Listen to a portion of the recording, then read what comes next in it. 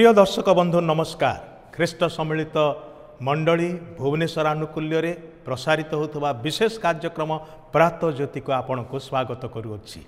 यही कार्यक्रम आपण नियमित देखुंट ईश्वर वाक्य शिक्षा ग्रहण करुँच आपणकर दाम्पत्य जीवन पारिवारिक जीवन एवं आपणकर व्यक्तिगत जीवन को आशीर्वाद आणुअछि। आमने सेथिपाई ईश्वरंकर धन्यवाद करुछु। आपण मध्य नियमित यह कार्यक्रम देखुथिबारु अन्य मानक निकटरे यह शेयर करुथिबारु आपणको मध्य हृदयर धन्यवाद जणाउछु।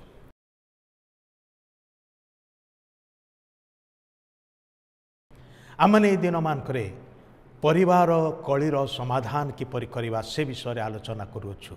आमने गत अध्याय मानकरे गोटे विषय प्रति ध्यान देइथिलु, ताहा होछि मनोयोग पूर्वक शुणिबा, जहाँकि आममानकर संपर्क को सुदृढ़ करे, उत्तम बुझामणा द्वारा आममानकर क्षत को घा को ताहा सुस्थता आनी थाए बा सुस्थ करि थाए। आज आमने अन्य एक विषय नहीं चिंता करिबा। परिवार कली को समाधान करिवार आउ गोटे विषय होछि क्षमा मागिबा एवं क्षमा करिबा। क्षमा मागिबा एवं क्षमा करिबा जहा पारिवारिक संपर्क रे पुनर्मिलन एवं संपर्कर पुनस्थापन निमंते एक सेतु अटे, एक ब्रिज अटे। एटा दया करी मन रखंतु, आमे समस्ते क्षमा आवश्यक करू, कारण समस्ते कौनसी ना कौनसी समय रे कौनसी ना कौनसी अवस्था रे भूल करि पकाओ। भूल करिबा गोटे स्वाभाविक प्रवृत्ति रे परिणत हो जाइछि। मनुष्य मात्र के भूल करे। एमिति कौनसी जड़े व्यक्ति नाही जे कि जीवन रे केबे भी भूल करि नाही। समस्ते किछि ना किछि दोष करिछु, किछि ना किछि भूल करिछु। सेथिपाई भूल करिछु माने क्षमा पाइबा आवश्यक एवं जे भूल करिछि ताकु क्षमा दिया जिबा मध्य आवश्यक। मौलिक भाव में जो देखा गले आममानकर ईश्वरंक विरुद्ध रे आमे समस्ते भूल करिछु। आउ सेथिपाई ईश्वरंक निकट रे आमने क्षमा प्रार्थना करिथाओ। हे परमेश्वर, मोर पाप क्षमा कर, मोर दोष क्षमा कर। आमने प्रार्थना रे कथा कहिथाओ। ईश्वरंकर वाक्य आममान को क्षमा करिबा विषय रे शिक्षा दिए। कलसीय तार 3 अध्याय 13 पद रे प्रकार लिखा अछि, परस्पर प्रति सहनशील हुओ, आउ जदि काहारी काहारी विरुद्ध रे कौनसी कथा थाए तेबे एक आरेक को क्षमा कर। प्रभु जेपरि तुम्भमान को क्षमा करि अछंती तुम्भे माने मध्य सेहीपरि कर। प्रिय बंधु, आमे समस्ते ईश्वर ठारू क्षमा पाइबा को चाहि थाउ। आ मने रखो, क्षमा न पाइले आमे केही भी स्वर्ग को जाई परिबा नाही। सेतपाई ईश्वर वाक्य रे लिखा अछि जे जहार पाप आच्छादित होई अछि, जहार अपराध क्षमा होई अछि, से लोक धन्य। प्रिय बंधु, क्षमा जीवन रे बड़ आवश्यक अटे। पारिवारिक क्षेत्र रे मध्य क्षमार गुरुत्व रही। कारण परिवार गोटे छोट यूनिट हो पारे। स्वामी स्त्री पिला माने ए छोटिया परिवार मध्य अनेक समय कली कंदल ही थाए, भूल बुझामणा ही थाए। एपरिकी परस्पर प्रति आम माने रागी जाई थाउ, क्रोध प्रकाश करि थाउ, विरक्त ही थाउ।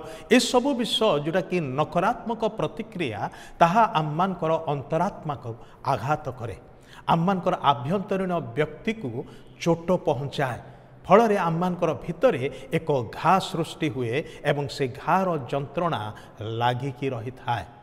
ताहार प्रतिकार करा न गले से घाटा आउ टिके भयंकर रूप धारण करे, जद्वारा परिवार गुड़िक भांगी भोसुड़ी जाए। सेथिपाई क्षमार मलम को प्रभु आममान को जीवन रे देइछंती। से आममान को क्षमा करिकी आममानकर शरीर प्राण आत्मा को सुस्थ करि अछंती। सही परि से चाहती आममानकर परिवार मध्य संपर्कगत जीवन रे सुस्थ रहू, बलशाली हो। आउ ताहा केमिति हेई पारिबो? एक आरेक को क्षमा देवा द्वारा। क्षमा मागिबा एवं क्षमा करिबा काहाका पाई गोटे संघर्षर विषय अटे।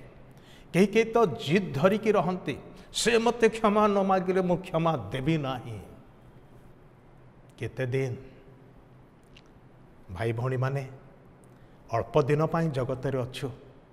ए 2 दिनिया जगत रे जदि 2 दिनटी आम माने शांति रे रही पारिबा नाही, ताहले आम मानकर की लाभ होउची? किछि लाभ हो नाही। निजर लाभ हो नाही, अन्य व्यक्तिर मध्य लाभ हो नाही।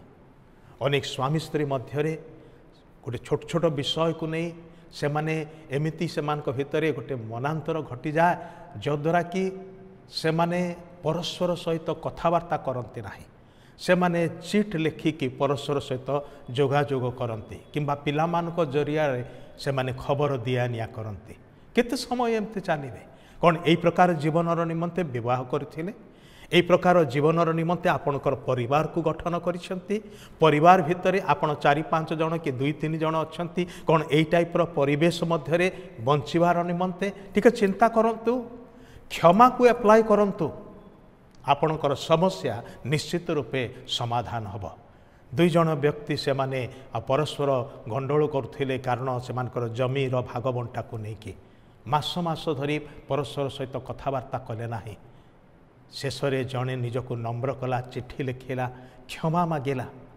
आर जन से चिठी पढ़ी ता आखिर लुह आसीगला आउ से माने परस्पर को क्षमा देले ग्रहण कले सेमानकर संपर्क पुनर्स्थापित हैला केवल सेतिकी नुहे सेमानकर जमी भाग मध्य सुंदर भावरे शांति रे हैला आ उभय शांति रे बास कले भाई भणी माने यह संभव पर अटे एटा को आपण गोटे संघर्ष बली धरिकी रखंतु नाही क्षमा मागिबाकू एवं क्षमा करिबाकू बाइबल आम्मान को आह्वान दिए ईश्वर आम्मान को आह्वान दियंते ईश्वर वाक्य एक कथा लिखा अच्छी अतएव जदि बेदी निकट को तुम्हें निजर नैवेद्य आणुथिबा समय रे तुम्भ विरुद्ध रे तुम्भ भाईर कौनसी कथा अच्छी बोली सेठारे तुम्भर मने पड़े ताहाले सही स्थान रे बेदी सम्मुख रे तुम्भर नैवेद्य थोई देई चली जाओ आगे निज भाई संगे मिलित हुओ आउ ताहापरे आसी तुम्भर नैवेद्य उत्सर्ग कर एक आरेक को क्षमा कर परस्पर प्रति सहनशील हुओ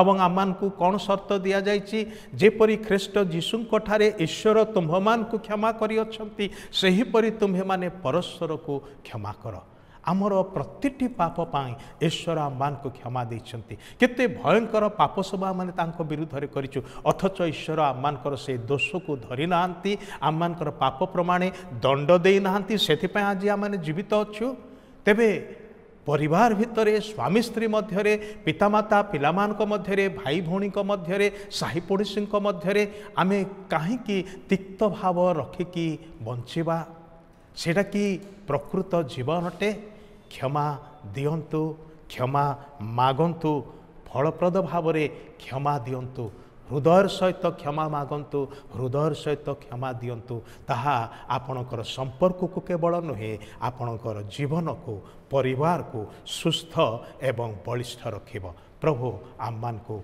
आशीर्वाद करंतु धन्यवाद।